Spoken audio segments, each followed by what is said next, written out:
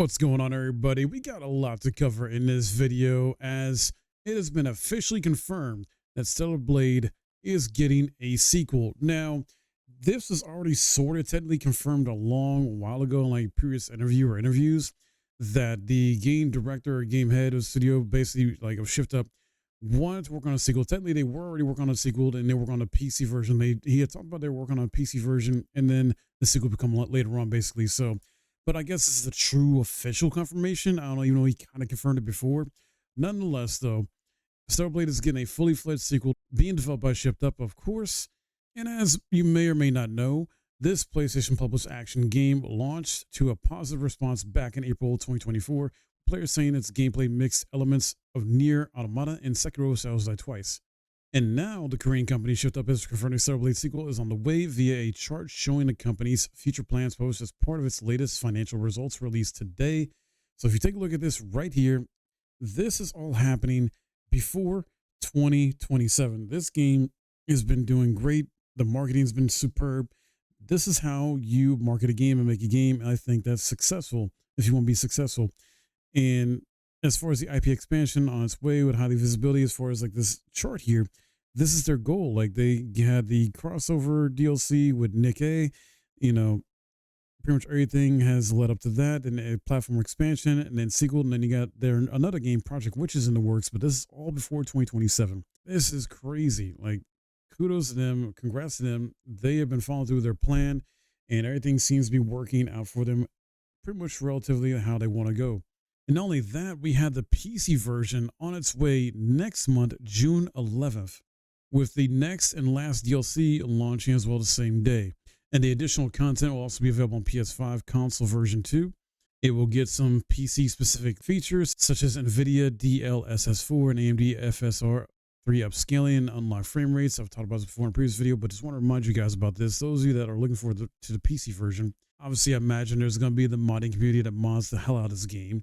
There'll be wide resolution and high resolution texture support too, DualSense controller and user key customization support, the new boss fight with Man, apparently leader of the Sentinels. So definitely looking forward to that boss challenge. And you get a nice reward for defeating this boss. I believe it's a new suit, some more costumes. This PC version is supposed to get like 25 more costumes, which is also going to be available on PS5. So a bunch of new content, costumes, new boss fight, so many cool things. Then if you're interested in how they're going to do languages, as far as adding more languages, well, there's support for simplified Chinese and Japanese facial animation. Chinese and Japanese language is being added in there with the voiceovers, and they can be selected in all regions. I honestly see this game doing extremely well on PC, way better than Last of Us, Part 1 and Last of Us Part 3 Remastered as far as PC goes. Arguably, it may even do better than God of War and God of War Ragnarok. I don't know if it'll do better than Horizon, but we'll see. And some other games. I mean, a lot of people are looking forward to this game. A lot of people were upset that it was locked to PlayStation. And this is technically a second party made game. It's not first party. And luckily it was only like roughly a year on console, and now it's come to PC. I still have to play through it fully myself and see how I feel about it. And I may get the PC version as well too in the future, just to see how it plays and compares to the console version at some point. I tend to do that sometimes with certain games that I really enjoy. And it's interesting how they're promoting this as an action game. I don't know. We'll see, because I could have sworn this is like a Souls-like or action RPG in a sense, but felt like Nier Automata and Sekiro Shadows Die Twice. So those are both RPGs. So the way they're telling this is action, I don't know.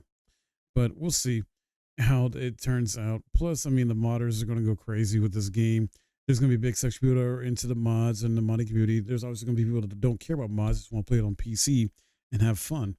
The fact that they're working on a sequel, though, and trying to get that out before 2027, it seems like is just incredible.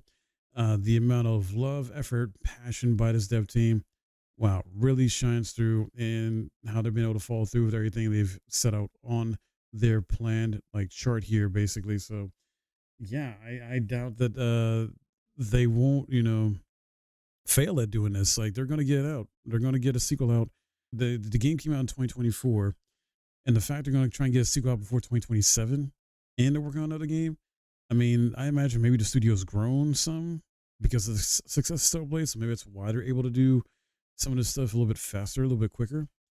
And you don't need a lot of money either. Like, I'm not sure what the budget was for Stellar Blade, but apparently, if they're able to get out a sequel by 2027 or before 2027, and the first game already came out 2024, that is going to be roughly a 2-year turnaround, right, for the next sequel.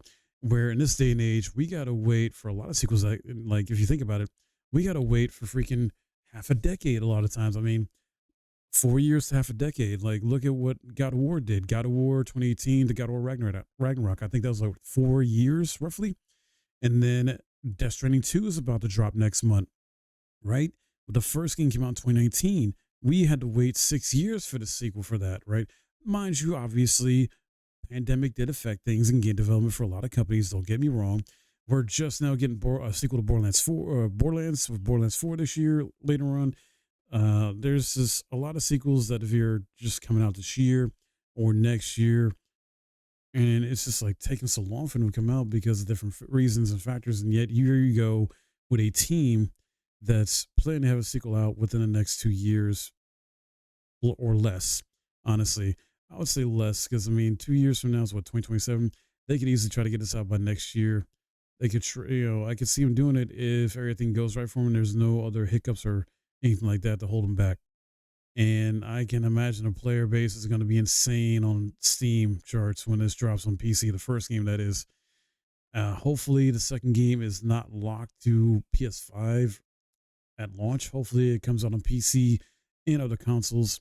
We'll see what happens. Sony may have already locked in the deal where their sequel is going to be on their system first before it goes to PC or any other platforms. I don't know. Then there's a possibility this game could come to Nintendo Switch too. They haven't confirmed or anything like that, but it's coming to PC. I don't know if it's going to come to Xbox in the future or Switch too, but hey, there's always a possibility. We'll have to wait and see. But you guys, sound off in the comments below what you think about this. Are you excited about the sequel? Are you excited about the PC version? Let me know. Love to hear from you. That's going to be it from me. And I hope you enjoyed this video. And if you did, hit that like, subscribe if you're new. I'll see you guys in the next video.